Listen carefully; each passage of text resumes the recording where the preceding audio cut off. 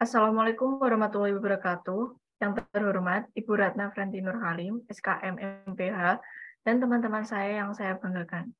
Di sini kami akan memaparkan materi mengenai hubungan min, median, dan modus. Sebelumnya, perkenalkan, saya Aulia Rahma Adelia, NIM 305222017, selaku moderator akan memimpin jalannya pemaparan materi pada hari ini. Next.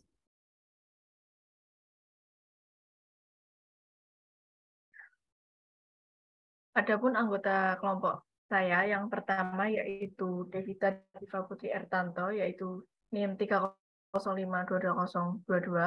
Yang kedua yaitu Dinda Vanessa Diva Azahra, NIM 305222029. Yang ketiga yaitu Putih Hotmul Husna, NIM 305222038. Yang keempat yaitu Jacinta Bening Afisa, NIM 3052244. Next. Selanjutnya, saya akan membacakan outline pembahasan mengenai materi kali ini. Yang pertama, pengertian min, median, dan modus. Yang kedua yaitu hubungan min, median, modus pada pemusatan data. Yang ketiga yaitu penggunaan ukuran pemusatan data. Dan yang keempat yaitu grafik dan contoh soal. Next. Pengertian min, median, modus. Yang pertama min atau rata-rata adalah teknik untuk mencari rata-rata dari sejumlah data atau suatu kelompok. Min atau rata-rata dapat disimbolkan dengan X bar. Terdapat dua jenis nilai rata-rata, yaitu populasi dan sampel. Min populasi disebut juga parameter, dan min sampel disebut juga statistik. Dalam pengaplikasiannya, rata-rata populasi akan lebih sulit diketahui kecuali data berukuran kecil. Maka dari itu, sering digunakannya teknik sampel jika data berukuran besar atau banyak. Yang kedua yaitu median. Median adalah nilai tengah dari data yang telah diurutkan dari yang terkecil ke terbesar, disimbolkan dengan nih. Dalam menghitung median, Anda perlu juga menganalisis apakah data bersifat ganjil atau genap. Yang ketiga yaitu modus. Modus adalah nilai yang sering muncul. Modus baik digunakan untuk data yang memiliki skala kategorik, yaitu nominal atau ordinal, disimbolkan dengan mu.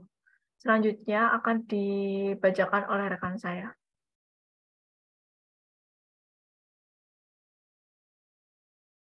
Oke, baik. Terima kasih. Perkenalkan, nama saya Putih Fatmusna. Di sini saya akan menjelaskan materi tentang hubungan min, median, modus pada pemusatan data. Ukuran pemusatan data dalam mendeskripsikan suatu data dan menarik kesimpulan, kita membutuhkan keterangan di mana data tersebut mempusat atau biasanya disebut ukuran pemusatan data. Ukuran pemusatan data merupakan nilai tunggal yang mewakili suatu perkumpulan data yang menunjukkan karakteristik dari data tersebut. Ukuran pemusatan data terbagi menjadi tiga. Yang pertama adalah min, yang kedua median, dan yang ketiga adalah modus. Apakah kita menggunakan ketiganya untuk mendeskripsikan suatu data? Tentunya kita harus memilih dengan memperhatikan penggunaan ukuran pemusatan data yang tepat agar dapat menggambarkan data secara tepat. Dan selanjutnya akan dijelaskan oleh rekan saya. Silahkan. Baik, terima kasih. Perkenalkan, nama saya Dinda Vanessa Diva Azahra. Di sini saya akan memaparkan mengenai penggunaan ukuran pemusatan data. Ada 3 elemen, yaitu min. Yang pertama, min lebih baik digunakan sebagai ukuran pemusatan data jika data berdistribusi secara normal. Yang kedua, ada modus. Modus lebih baik digunakan sebagai ukuran pemusatan data jika data berbentuk nominal atau kategori. Yang kedua juga digunakan apabila penggambaran data yang paling umum. Dengan syarat, jika data tidak memiliki modus, maka tidak bisa menggunakan modus untuk menggambarkan ukuran pemusatan data. Yang ketiga ada median. Median lebih baik digunakan sebagai ukuran pemusatan data jika data mengandung outlier atau nilai-nilai yang jauh berbeda dibandingkan dengan nilai data lainnya. Maksudnya itu adalah apabila ada beberapa data, jarak antara data pertama dan kedua itu terlalu jauh. Contohnya angka 0 dan angka 10 memiliki jarak yang jauh, itu disebut dengan outlier. Yang kedua, pada median ini yaitu data berdistribusi secara terbuka. Maksudnya ada di slide selanjutnya. Maksudnya yaitu berdistribusi frekuensi yang tidak memiliki nilai awal yang spesifik atau nilai akhir yang spesifik. Pada contoh kolom di samping itu ada kurang dari 30, jadi nilai awalnya itu tidak diketahui berapa, tidak spesifik, dan pada bawah itu ada nilai akhir yang dituliskan dengan atau lebih, 91 atau lebih. Itu tidak diketahui dan tidak spesifik. Seperti itu yang dimaksudkan dengan data distribusi terbuka. Untuk selanjutnya bisa dipaparkan oleh teman saya. Silahkan. Baik, terima kasih. Saya Jisna Bni Afisa akan menjelaskan mengenai bentuk grafik. Bentuk grafik terdapat 3 bentuk distribusi frekuensi. Yang pertama, distribusi condong positif atau positif skew. Yang kedua, distribusi simetris. Yang ketiga, distribusi condong negatif atau dapat disebut negatif skew. Untuk distribusi condong positif atau positif skew, sebagian besar nilai data berada di kiri rata-rata dan terdapat ekor kanan, mohon maaf. Jika digambarkan sebagai kurva akan seperti ini.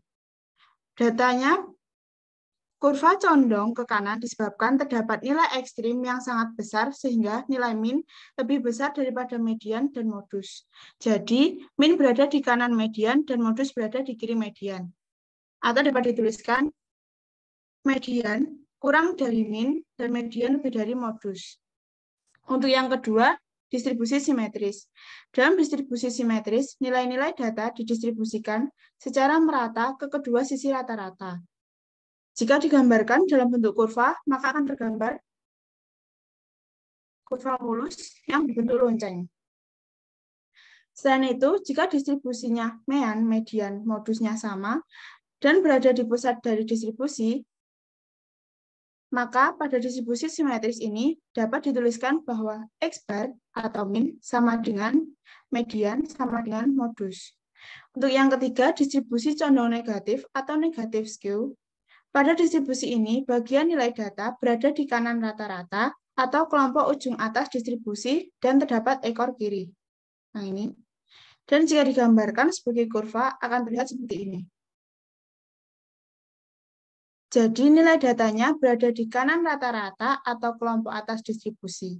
Kurva condong ke kiri disebabkan karena terdapat nilai ekstrim yang sangat kecil sehingga berlaku nilai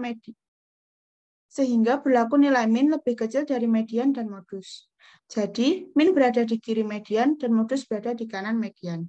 Atau dapat dituliskan median lebih dari min dan median kurang dari modus. Untuk selanjutnya akan dijelaskan oleh rekan saya. Baik, terima kasih. Saya Devita Diva Putri Artanto. Di sini saya akan menjelaskan mengenai contoh soal dari materi-materi yang telah disampaikan oleh rekan-rekan saya. Dari slide ini disajikan bahwa data mengenai tingkat kepuasan pasien. Untuk kolom pertama dari tingkat kepuasan pasien kita sebut dengan kelas interval 1. Untuk kolom kedua kita sebut dengan kelas interval 2. Di sini juga diketahui mengenai jumlah pasien atau frekuensinya. Untuk kelas interval 1 diketahui bahwa frekuensinya 0. Kelas interval 2 diketahui frekuensinya 0. Kelas interval 3 diketahui frekuensinya 0. Dan kelas interval keempat diketahui frekuensinya 12. Untuk selanjutnya kita mencari frekuensi kumulatif. Frekuensi kumulatif didapatkan dengan cara untuk yang kelas interval pertama, kita tuliskan sama dengan frekuensinya. Frekuensi kumulatif kelas pertama didapatkan 0. Untuk frekuensi kelas kumulatif kelas kedua, didapatkan dengan cara frekuensi kumulatif kelas pertama, kita tambahkan dengan frekuensi kelas kedua. Selanjutnya juga begitu. Untuk selanjutnya, kita mencari XI atau min. Min kita dapatkan dengan cara jangkauan kita bagi 2. Tingkat kepuasan 0 sampai 10, jangkauannya kita bagi 2 dan diperoleh hasil 5. Untuk selanjutnya, kita akan mencari FIXI. FIXI kita dapatkan dengan cara frekuensi kelas interval ke-1 kita kalikan dengan min kelas interval ke-1. Jadi 0 kita kalikan 5 hasilnya 0. Untuk selanjutnya, kita akan mencari min. Min kita cari dengan rumus sigma FIXI kita bagi dengan sigma F.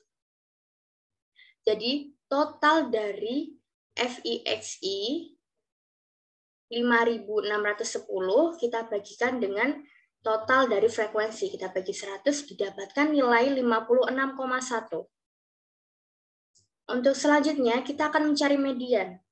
Untuk median langkah pertama yaitu kita harus mengetahui letak median. Letak median kita peroleh dengan cara setengah N. Dihasilkan hasil 50.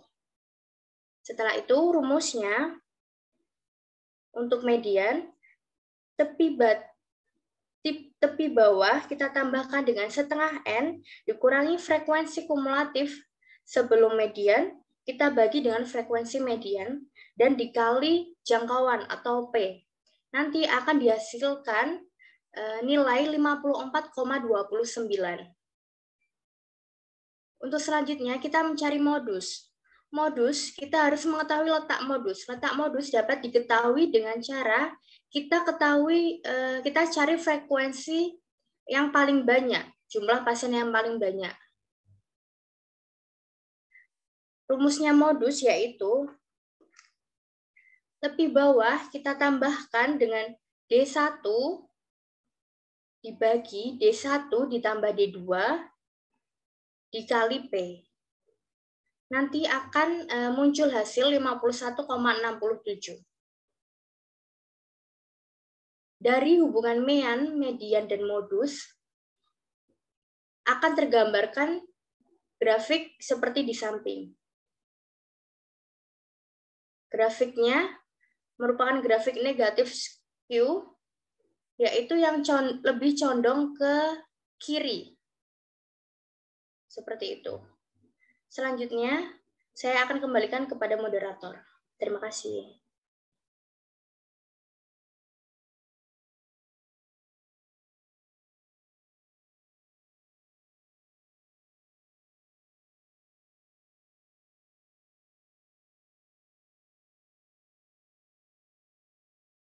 Baik, kesimpulannya, data yang berdistribusi normal dapat menggunakan min untuk menggambarkan ukuran pemusatan datanya, dan ketika distribusinya adalah condong ke kanan atau ke kiri, kita bisa menggunakan median, karena data tersebut pastinya mengandung outlier. Kemudian, untuk data yang berdistribusi terbuka juga menggunakan median. Tetapi, jika data berupa data nominal atau kategorik, atau bisa digambarkan data yang paling umum dapat menggunakan modus. Next. Terima kasih atas kesempatan yang diberikan. Mohon maaf bila ada salah kata atau yang kurang berkenan. Meski banyak kurangnya, sekuat tenaga kami telah berusaha. Wassalamualaikum warahmatullahi wabarakatuh.